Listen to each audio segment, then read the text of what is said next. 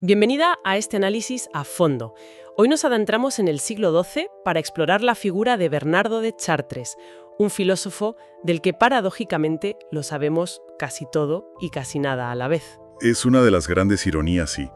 Su reputación es inmensa, fue una auténtica celebridad intelectual en su tiempo, pero si buscas sus obras completas, te encuentras con un puñado de textos de atribución dudosa. Y sobre todo, con el eco de su voz en los escritos de otros, ¿no? Exacto, es casi una figura fantasma, pero una cuya sombra se proyecta hasta Isaac Newton y, llega hasta hoy. Precisamente esa es la misión. Tenemos delante varias fuentes, desde enciclopedias a resúmenes académicos, que intentan reconstruir su vida y su pensamiento. Queremos entender quién fue este personaje clave de ese renacimiento del siglo XII. Y sobre todo desentrañar el misterio de cómo una sola metáfora, una imagen brillante que ni siquiera escribió él, ha conseguido viajar 900 años en el tiempo. Y en ese viaje, la metáfora ha sido de todo. Adoptada, adaptada, a veces usada casi como un arma. Es una lección fascinante sobre cómo las ideas adquieren vida propia. Es una historia sobre conocimiento, humildad y sobre cómo las ideas, a veces, son más duraderas que el mármol. Para empezar, vamos a situarnos. Venga. Hablamos de la primera mitad del siglo XII.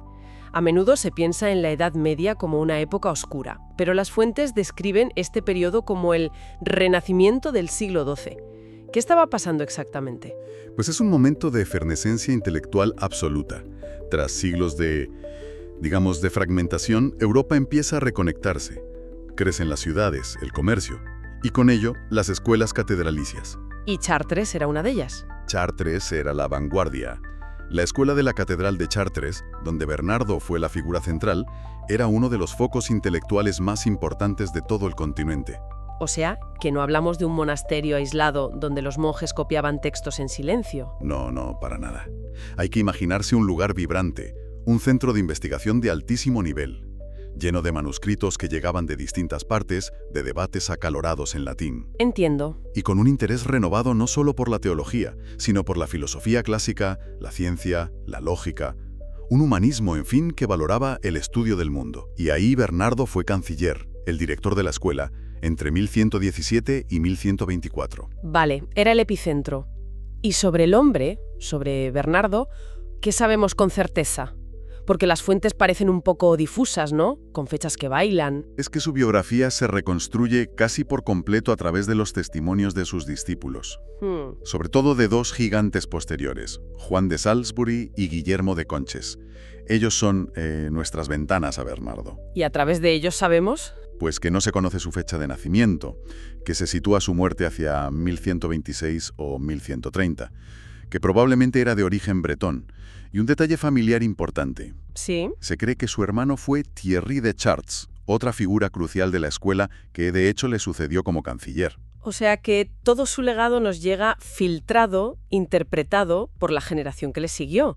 No tenemos casi su voz directa. Exacto. Entonces, si su vida es un puzzle con piezas que faltan, me pregunto, ¿cuáles eran esas ideas tan potentes? Las fuentes lo describen como el más platónico de su tiempo. Sí, y esa etiqueta es la clave de todo. Pero ojo, hay que matizarla. Ser platónico en el siglo XII no es lo mismo que hoy. Me choca que le llamen el más platónico. Hoy pensamos en Platón y tenemos acceso a docenas de sus diálogos. ¿Qué significaba exactamente leer a Platón en esa época? Pues manejaban muy poco, pero muy bien. Su acceso a Platón era indirecto y fragmentario. Se basaba casi exclusivamente en una parte de un único diálogo, el Timeo. ¿Solo el Timeo? Sí, que era de los pocos textos disponibles en latín, gracias a una traducción y un comentario de un autor del siglo IV llamado Calcidio. Así que leían a Platón a través de los filtros del neoplatonismo y, claro, de San Agustín y Boecio. O sea, era un Platón cristianizado. Exacto. El gran proyecto de Bernardo y de la escuela de Chartres era intentar conciliar esa cosmología griega, esa explicación racional del universo, con la teología cristiana de la creación. ¿Y cómo lo hacían? Pues, según sus discípulos, Bernardo distinguía tres elementos primordiales en la creación. A ver, vamos a desgranar esto porque suena denso. ¿Cuál es el primero? El primero es Dios, al que identifica con la unidad platónica, el origen de todo, perfecto, inmutable. Y de Dios emana directamente la materia, informe, caótica. Vale, para. Dios como origen puro y la materia como la arcilla primigenia. Entendido. El segundo elemento. El segundo es el Hijo, la segunda persona de la Trinidad que él asocia con la igualdad o el nous, la mente divina. Y esta mente divina es la que contiene las formas puras o ideas ejemplares. Como los planos del arquitecto. Las ideas perfectas de caballo, árbol, ser humano. Precisamente. Y ahí entra el tercero, que es el que conecta todo, el Espíritu Santo, que se manifiesta como el amor. Y este amor es lo que da forma a la materia según esos planos, creando lo que los platónicos llamaban el anima mundi. El alma del mundo. El alma del mundo. Suena casi panteísta. ¿Qué era exactamente? Era un concepto elegantísimo para resolver un problema teológico. Funcionaba como un principio vital intermedio, una especie de fuerza natural que conectaba a Dios. Al mundo perfecto de las ideas. Eso es, con el mundo sensible, el que podemos tocar. Era una forma de explicar cómo lo eterno podía crear lo cambiante, sin que Dios tuviera que mancharse las manos directamente. ¿Me explico? Sí, entiendo. Y esto además les permitía estudiar la naturaleza. Claro. Como un sistema con sus propias reglas, una creación divina pero con una cierta autonomía. Un momento, que aquí las fuentes que tenemos se contradicen. Una dice que su obra principal conservada son las Glossae Superplatonem, unas notas al Timeo. Pero otra insiste en que el único tratado suyo que ha sobrevivido es De Expositione Porphyri. ¿Se sabe cuál es la correcta o es que estamos ante un lío de atribuciones? Lo fascinante de esa contradicción es que la respuesta es que la propia contradicción nos revela cómo funcionaba el conocimiento entonces. ¿Cómo? La escuela de Chartres no era un grupo de autores individuales firmando cada texto como hoy. Era un entorno de trabajo casi colectivo. ¿Quieres decir que los textos circulaban, se copiaban, se modificaban y la autoría se diluía? Totalmente. Unas glosas, unas notas al margen, podían ser de Bernardo, o de un discípulo que transcribía sus palabras, o de otro maestro.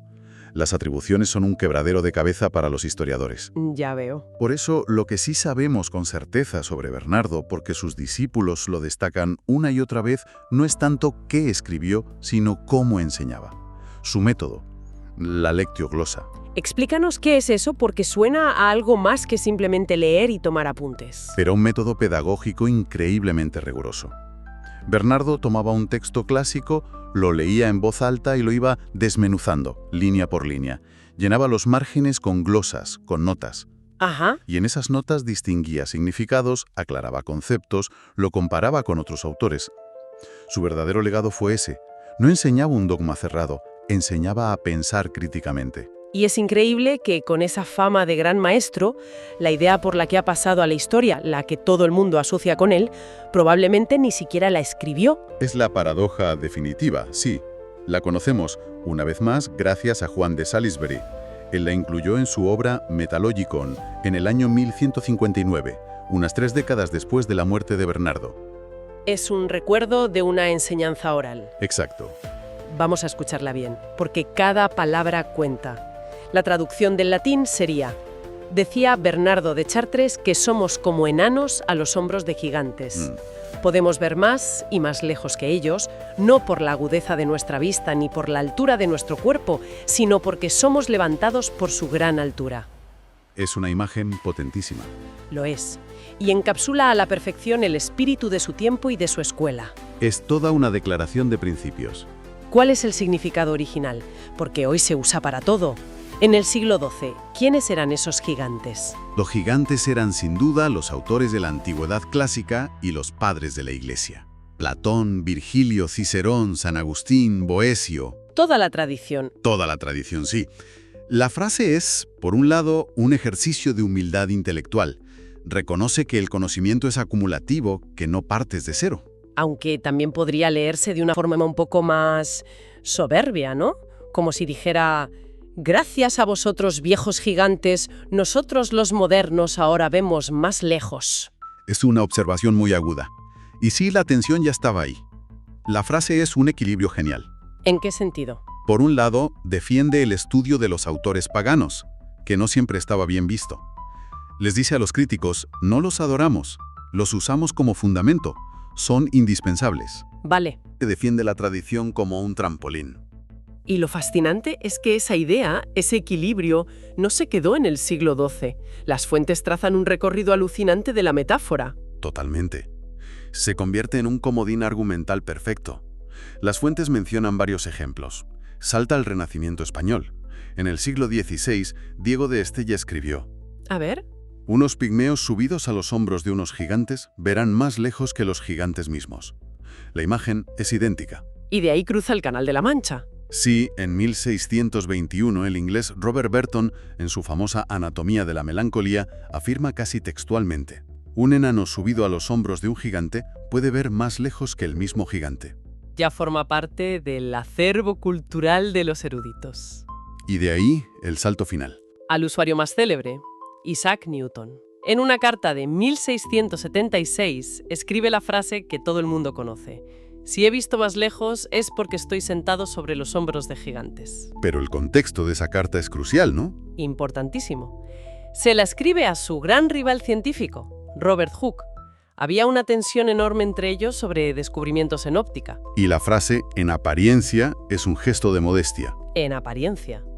Pero conociendo la rivalidad, muchos historiadores creen que también contenía una pulla muy sutil.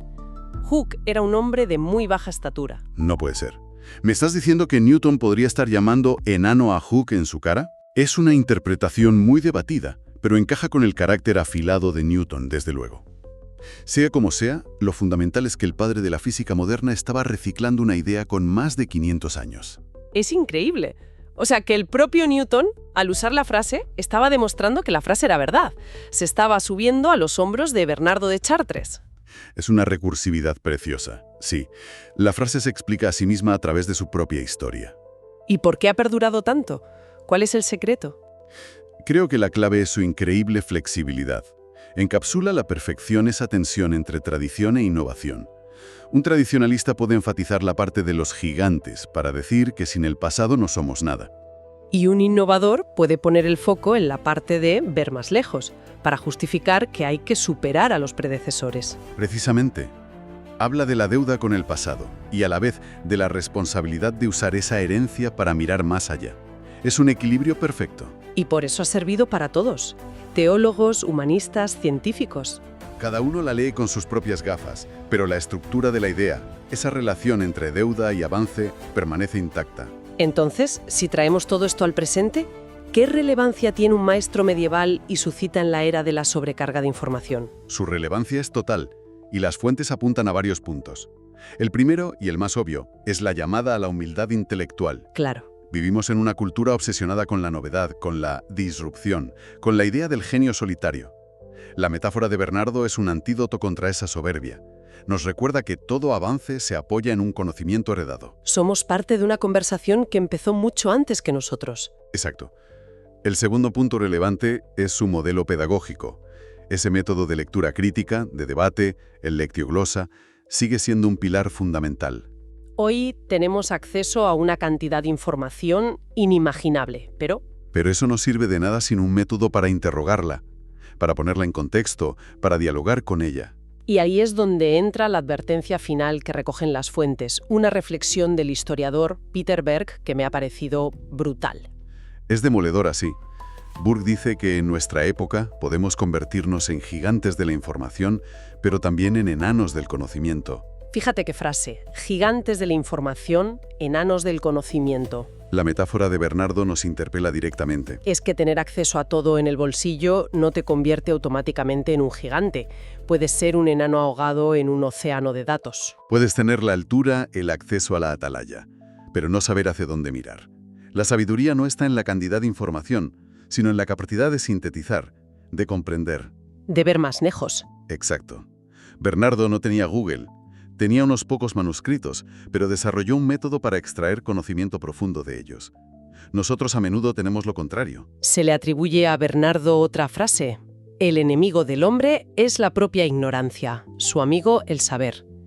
Quizás hoy, con acceso ilimitado a la información, el verdadero saber ya no es acumularla. No, desde luego que no. El verdadero desafío no es encontrar a los gigantes, sino aprender a mirar de verdad una vez que estamos ahí arriba. Esa es la cuestión. Los gigantes están por todas partes. Las bibliotecas digitales, las bases de datos. El conocimiento de la humanidad está a un clic.